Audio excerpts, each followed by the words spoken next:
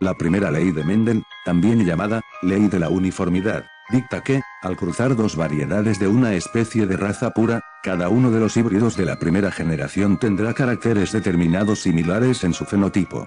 Esto se debe a que las razas puras tienen un gen dominante o un gen recesivo. El genotipo dominante será entonces el que determine la característica o características principales de la primera generación del cruce, pero al mismo tiempo, también serán similares fenotípicamente entre sí, es decir, entre cada individuo de la primera generación. Como ejemplo tenemos el cruce entre un conejo chinchilla puro homocigoto, portador del alelo A dominante y conejos albinos puros portador del alelo A recesivo. Los descendientes del cruce entre conejos chinchilla y conejos albinos, tendrán una constitución genética híbrida, es decir, serán heterocigóticos. Su pelaje será gris ya que es suficiente un solo alelo A dominante para producir pigmentos del pelo en cantidades normales. La expresión del alelo recesivo se evidencia en la segunda generación F2. Los ratones que se muestran en el dibujo son heterocigotos, es decir, están conformados por un alelo dominante y uno recesivo.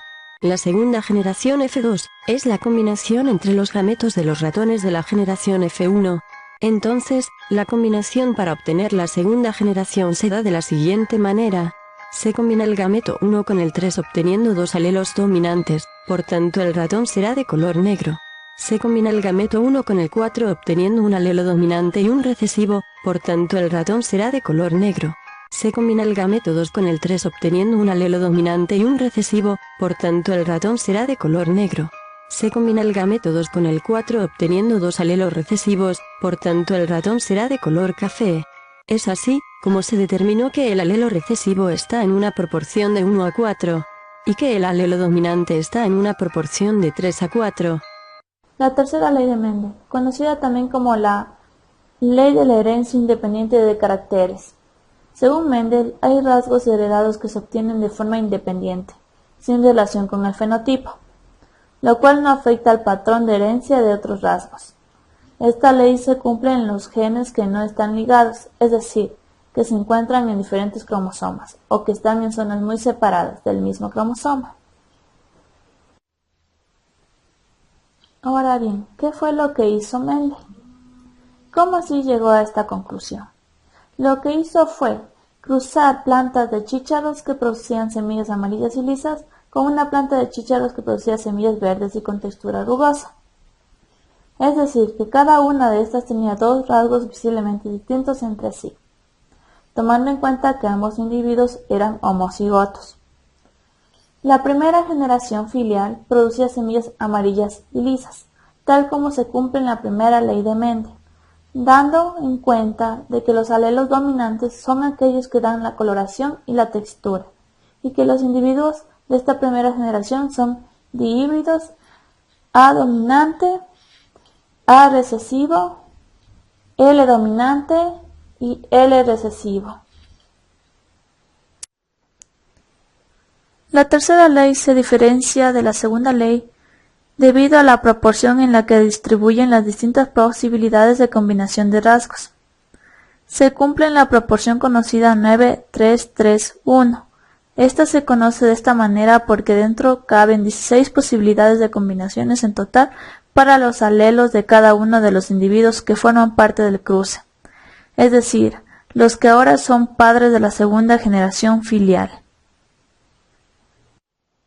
En la siguiente imagen se puede ver las 16 posibilidades que se dividen en 9 para los alelos dominantes, 3 para el alelo dominante con un recesivo, 3 más para un recesivo con un dominante y solo 1 para la combinación de dos alelos recesivos.